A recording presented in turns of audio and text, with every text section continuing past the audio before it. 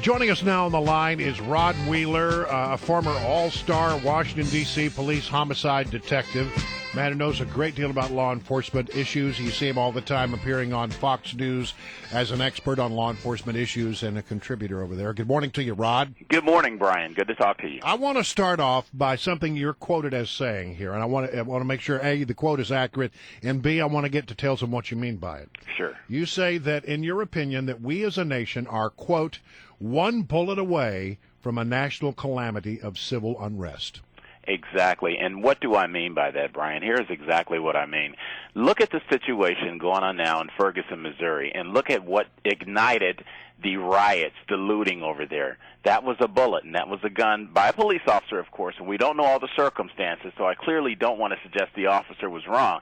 But at the same time, look at what the end result is. Then we have to look, fast forward now up to New York City, where we had an African-American male that was killed by the police, at the hands of the police, and the last words he said was, "I can't breathe." So the point that I'm making there is that what we see in both of these cities, including Jersey City, New Jersey, Brian, where an innocent police officer was killed in cold blood by a guy who claimed he had it out for the police because he didn't have a good relationship with them. This guy gets a bigger memorial than the dead police officer. What do we have going on in our country here? And so what I'm saying, what do you think it is? What's that? What do you think it is? I think it's a matter that the police departments, the city governments need to do more in working with the communities. But it's more than just the police departments. This is a national crisis. You know, what adds to this? What other variables? You got hopelessness. Look, a lot of these same people that are committing some of these acts of violence and being killed are the same people that voted for President Obama. And they voted for him, and I'm not blaming this on Obama. But what I'm saying is these people voted for him based on hope and change. Hope and change was not delivered. And now what we see is the frustration of these people now being exercised in all of our cities here in the United States. And when you say hope and change is not delivered, I just want to flesh that out a little bit, because I think that it's not just people who voted for Obama. I didn't, but when he was elected, I remember hearing his speech that night in November and thinking, you know what, if this leads us to racial healing and brings more hope to African Americans in the inner city, and it gives them a role model and somebody that they can strive for, and it sort of helps the divisions and tensions in our country, then you know what, I'm for that message. But that we certainly don't seem that way 6 years later, do we? No, we don't seem that way at all, guys. I mean, and let's face the facts here. And I'm African American, and I voted for President Obama the first go round. I didn't make that mistake twice. But what I can tell you is this. Look at the situations going on in Ferguson, Missouri right now, the burning. And while these people there in Ferguson, Missouri are challenging and fighting with the police, where is our president? Our president is up in Martha's Vineyards, partying and dancing the night away. We have major issues in this country, and part of the whole problem here, Brian, as I was explaining earlier, is that there's no leadership. The president needs to be in Ferguson, Missouri, working with those people and the police department there to try to get things right. All right, I want to turn the corner just a little bit, and maybe I want to do this delicately. I don't want to definitely say that what's going on in Ferguson could happen here, but I'm getting the sense that something is going on in this city, Washington, D.C. right now. I mean, look, overnight we had a shooting where 4 people were shot. In Southeast. We had a situation the night before where 2 off-duty police officers, by the way, it's largely not reported that these two police officers were off-duty, which I think is an interesting point to the story. Two off-duty police officers are shot at and attempted carjacking. One of the police officers was shot a number of times. What is going on in this town, and is it similar to what is happening in Ferguson?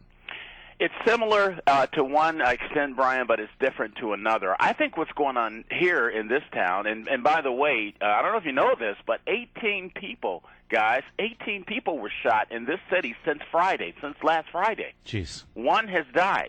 But I see this situation here, Brian, in D.C. a lot more like the situation in Chicago, where you have 50 and 60 people getting shot on the weekend. Again, it's all kind of related to the same American crisis that I'm talking about. 18 Unemployment. people. I'm sorry? 18 people have been shot, you say. 18 people has been shot in the District of Columbia. It's in the Washington Post today. Gee, my name. And one fatally. And you know, Brian, you've been in this city a long, long time, so you've seen the worst and you've seen the best. But I can tell you this is starting to become one of those worst times that I've seen, just like yourself, in the city in a long time. Rod Wheeler of Rod Wheeler and Associates is our guest, a former Washington, D.C. homicide detective. And let me ask you this, because there's a lot of focus on the police in Ferguson right now. And you mentioned New York, you mentioned Jersey City, and also in Los Angeles. There's an officer-related shooting in Los Angeles overnight.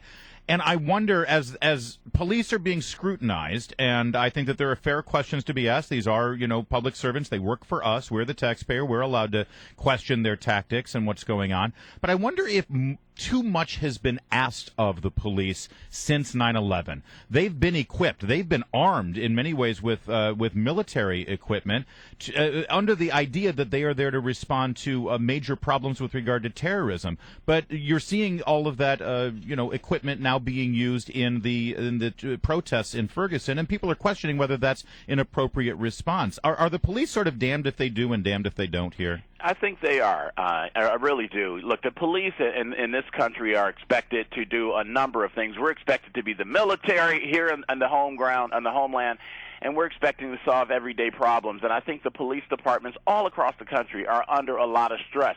I know for a fact they're under a lot of stress.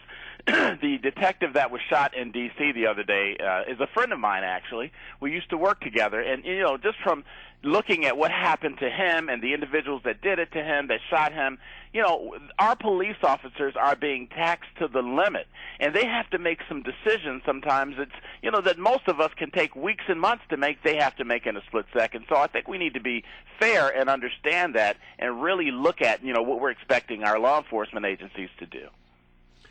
It just seems like we're in a very tense time, not only in this city, but nationwide. That things are really we're at a point where it wouldn't take much.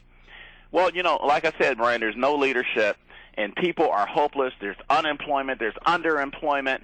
You can't find jobs, and I think all of this is just starting to play out, and that's why, guys, I call this an American crisis, a national crisis, and we have to talk about this. We have to talk about these things. Race relations are fractured in the United States. We need to get back to how we used to be, and it's going to have to start with leadership, strong leadership that must start in Washington, and it must start at 1600 Pennsylvania Avenue, which we don't have right now. And I'm not making a political statement, but it is what it is. You'll agree with me, however, that the police department in Ferguson has not made particularly good moves since this whole thing started. They haven't, Brian. I mean, and just real quickly, I know we don't have a lot of time. The police chief said yesterday they're not going to release the name of the officer or the autopsy report.